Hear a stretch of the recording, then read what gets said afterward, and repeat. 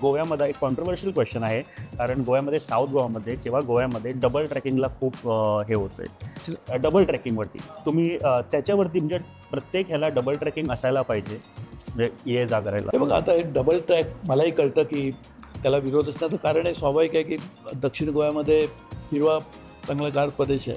त्याच्यावर जेवढी land acquire होणार तेवढे हिरवपणा निघून जाणार, हे वस्तुस्थिती आहे. आता शेवटी कुठेतरी पर्यावरणाची गरज आणि सर्वसामान्य माणसाची आवश्यकता ह्याचा कुठेतरी मेळ घातला पाहिजे. आता डबल ट्रॅकिंगला आता मुंबईमध्ये पण तो प्रश्न आला होता की मुंबईमध्ये 5-5 ट्रॅक केले तरी देखील गर्दी वाढली आहे. तर मी म्हटलं आता आणखीन वाढवण्यापेक्षा आपण वरती जाऊया.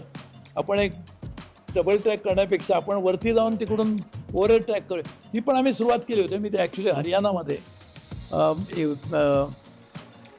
एक शहरामध्ये चारी बाजूने रेल्वे जाते, तर त्यामुळे तिकडे वाढवायचं म्हटलं तर सगळं मला आमची सगळी जागा जाणार. तर त्यावेळेला आम्ही तिकडे एलिव्हेटेड ट्रॅक केला.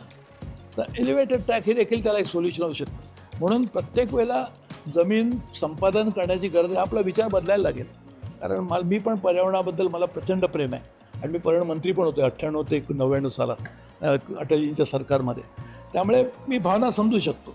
पण त्याला हे निर्णय मार्ग निघू शकतात. पण त्यासाठी विकास कसा करता येईल ह्याच्या दृष्टीनेच मूलभूत विचार करण्याची आवश्यकता आहे.